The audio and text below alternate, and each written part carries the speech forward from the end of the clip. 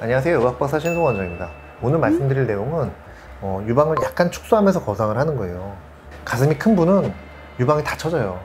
그럴 수밖에 없습니다. 뭐 D컵, E컵인데 뻥긋한 가슴이 있을 수가 없잖아요. 그거는 보형물을 크게 집어넣으신 분 아니면 E컵, F컵, 뭐 D컵 정도만 돼도 가슴이 처질 수밖에 없어요. 그러면은 그 상태로 거상을 하면 거상이 잘 안 돼요. 어쩔 수 없이 약간은 줄여야 됩니다. 그러면은 많이 줄이는 경우도 있지만 조금 줄이는 경우도 있어요. 이분 같은 경우는 이제 조금 줄이는 경우인데 유방을 약간 줄이면서 거상을 하는 거죠. 근데 많이 줄이지 않을 때는 부분 마취로도 가능합니다. 저희는 기본적으로 거상술을 이제 부분 마취로 하잖아요.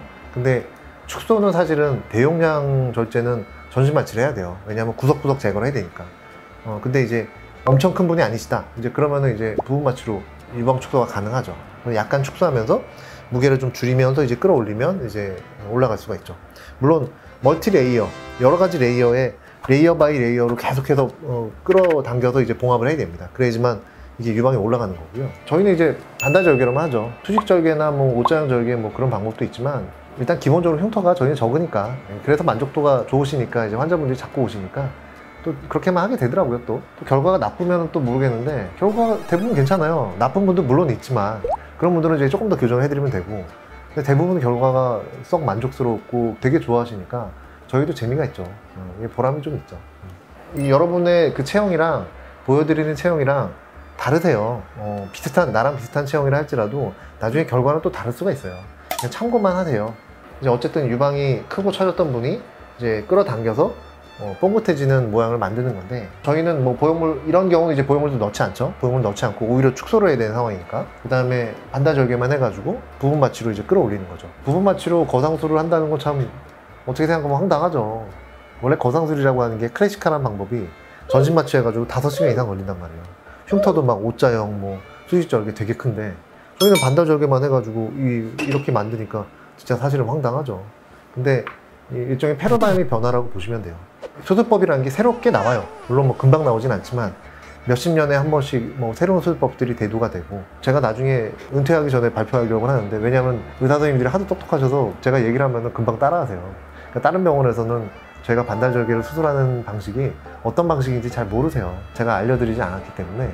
그러니까 다른 병원 선생님들은 반달절개로 거상을 한다는 사실이 상상이 안 가시죠. 근데 그거는 저희 환자분들 몇백 명, 몇천 명을 이미 수술했기 때문에 그런 분들을 통해서 사실 증명이 됐어요. 그리고 제가 이 수술한 지가 벌써 몇 년 됐잖아요. 최초로 한 7, 8년 전에 시작했고 그 다음부터 점점 많아져가지고 최근에는 뭐 저희 병원에 제일 많은 포션을 차지하는 수술이 이런 거상술이에요. 유방 엑스레이를 찍고 유방 초음파를 봅니다. 그래서 유선 조직의 양하고 분포를 봐야 돼요. 그 유선 조직이 별로 없고 지방만 많으신 분은 수술법이 좀 달라져요. 지방을 부셔서 이제 유방을 좀 줄여가지고 끌어올리는 방식이 있고, 유선 조직 자체를 떼서 공간을 만들어서 그 다음에 끌어올리는 방식이 있어요. 유방 조직을 이제 제거하는 건데, 모자이크를 했지만 이제 빨간색은 별로 안 보이잖아요. 피가 별로 안 난 거죠. 부분 마취를 하는데 중간에 피가 나잖아요. 그러면 환자분이 딱 아프다고 딱 그러세요. 아, 아프다고 딱 하세요. 그러니까 저는 피가 나는 걸 정말 싫어요. 근데 어떻게 수술하면서 피가 안 나냐? 그러니까 미리 마취제에다가 지어제를 믹스를 해가지고 미리 깔아놔요. 그래서 수술할 때는 거의 피가 안 납니다. 피가 조금 난다, 그럼 그런 데만 조금 지혈하면 돼요. 그러니까 전반적으로는 사실 지혈을 거의 안 하죠. 피가 거의 안 나니까. 근데 수술 끝난 다음에 집에 가서 뒤늦게 피가 날 수도 있으니까 그 하루 이틀 정도는 압박붕대를 세게 감아줍니다. 유방 무성 동대가 아니에요. 꽉 누르면 다 멈춰요. 아무리 유방에서 피가 나도 그냥 꽉꽉 누르면 다 멈춰요. 커다란 혈관들이 몇 개가 있는데 그런 혈관들만 조심하면 돼요. 근데 어차피 그런 혈관 쪽은 가까이 가지도 않아요. 제가 겁이 많기 때문에 가까이 가지도 않아요. 그냥 피하는 거죠. 그래서 그 다음에 이 플랩을 어디로 옮길 것인지, 어디로 올릴 것인지 이런 거를 왔다 갔다 하면서 이제 보는 거예요. 그래서 약간 가슴을 약간 모아주기도 하고, 이렇게 모아진 가슴은 약간 바깥으로 빼기도 하고. 근데 근본적으로 이제 벌어진 가슴 이런 거는 갈비뼈랑 연관이 있어서 엄청나게 많이 교정이 되진 않아요. 자기 체형이 있는 거죠. 근데 그 할 수 있는 한 이제 최대한 다 하는 거예요. 그리고 끌어올린 유방 조직 자체를 이렇게 끌어 넣어가지고 이제 고정해서 봉합을 하는 거죠. 이게 굉장히 멀티 레이어로 해줘야 돼요. 그래야지만 이게 버티지, 몇 군데 꼬맸다가는 이게 툭툭 다 끊어져 버리더라고요. 그러니까 유방이 되게 무거워요. 저희는 1번 실을 써요. 1번 실이 제일 두꺼워요. 그거는 제가 수술 하도 하다 보니까 막 요새 근육이 너무 아파요. 너무 똑같은 이 실을 꽉 묶다 보니까. 그래서 요새 사실은 정형외과 가서 주사 맞으면서 수술을 하고 있어요. 수술이 워낙 많으니까. 힘이 너무 들어가더라고요.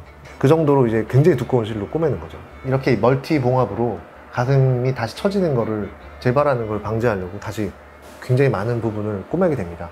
만약에 재발해서 오신다 그러면 저희가 다시 리터치를 해드리는 경우가 꽤 있어요. 근데 재발하는 분들이 많으면 제가 맨날 해드려야 되잖아요, 리서치를.